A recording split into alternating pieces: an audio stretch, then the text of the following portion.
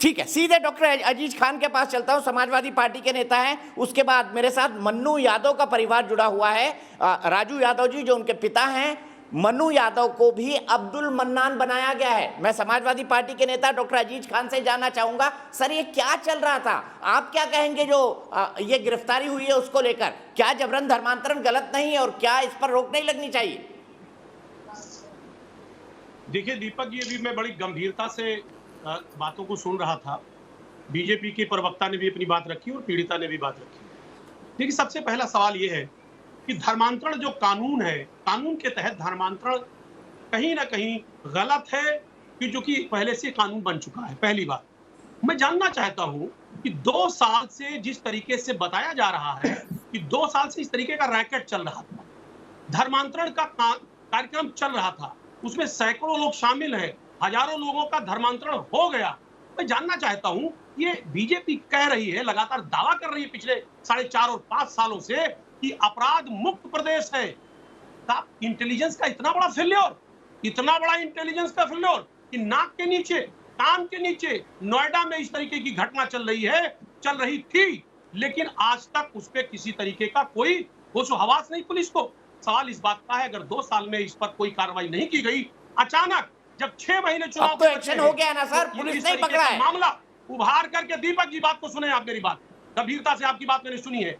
जब 6 महीने चुनाव के बचे हैं, ठीक है, तो इस तरीके की बात को करके देश का जहन, प्रदेश का दिमाग कहीं ना कहीं असली मुद्दों से भटकाना चाहती बीजेपी। ये बहुत दुख की बात है। आज बड़ी बड़ी समस्याएं हैं। कोरोना काल जो दूसरा लहर था, उसमें इस प्रदेश में बड़ी तबाही हुई, देश में बड़ी तबाही हुई, लेकिन उस तीसरा लहर आने को है, उसकी तैयारी करने के बजाय आज कहीं ना कहीं बीजेपी एक अलग राग अलापने का प्रयास कर रही है। अफसोस की बात है, बड़े बड़े मुद्दे हैं हमारे पास, प्रदेश में कोई काम नहीं हुआ।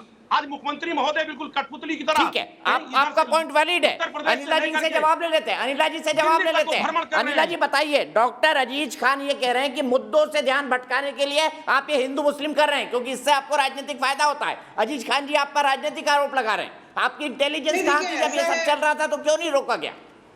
देखिए दीपक जी, सबसे पहली बात तो मैं डॉक्टर अजीज खान को ये बता देती हूँ कि साहब अभी नहीं, मथुरा में, अयोध्या में, उन्नाव में, कानपुर में, जहां जहां ऐसे केसेस मिले हैं, सुराग मिला है, धरपकड़ हुई है। आप अपनी कन्वीनियंस के अकॉर्डिंगली थोड़ी ना कहेंगे कि अब चुनाव आने वाला है तो इसलिए ये सब करें। लगातार धरपकड़ होती रहती है। आप लोग उसको नहीं, आप इग्नोर करना चाहते इग्नोर करिए, पर ये बात है साहब, हमारे टाइम पे तो हम धरपकड़ कर ले रहे हैं कि मासूम बच्चियों को, छोटे छोटे बच्चों को, नौजवानों को जब टारगेट किया जाता है धोखे फरेब से, तो उत्तर प्रदेश की सरकार जो है योगी आदित्यनाथ जी के नेतृत्व में पकड़ती भी है, सजा भी दिलवाती है। समाजवादी पार्टी के टाइम कितने पकड़े गए, जरा ये बता दीजिए। या आप लोग सहूलियत पहुंचाते थे ऐसे लोगों को कि कन्वर्ट करा लो, हमारा वोट बैंक और पावरफुल हो जाएगा? तो ऐसी बातें ना करें। मैं इसको टारगेट नहीं करना चाहती हूँ, क्योंकि जो लोग जोर जबरदस्ती से करते हैं, हो सकता है कि उनके अपने एजेंडे रहते हैं। हर मुसलमान ऐसा नहीं है, परंतु अगर आप राजनीतिक भाषा का प्रयोग करेंगे तो उसका उत्तर देना मुझे अच्छी तरीके से आता है। ठीक है अजीज खान जी, एक शॉर्ट जवाब, फिर मैं डॉक्टर विक्रम सिंह और अवनीश जी के पास जाऊंगा। एहतेशाम भाई भी मेरे साथ जुड़ गए हैं। अजीज खान जी, एक शॉर्ट जवाब।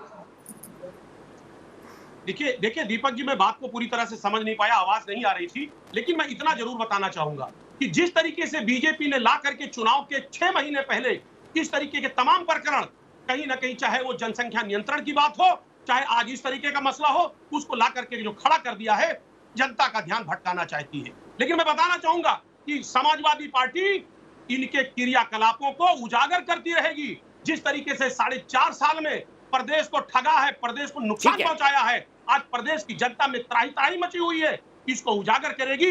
ये चाहे जितना मुद्दे को भटकाना चाहे, मुद्दे से जनता भटकेगी नहीं, क्योंकि जिस तरीके से पूरे प्रदेश में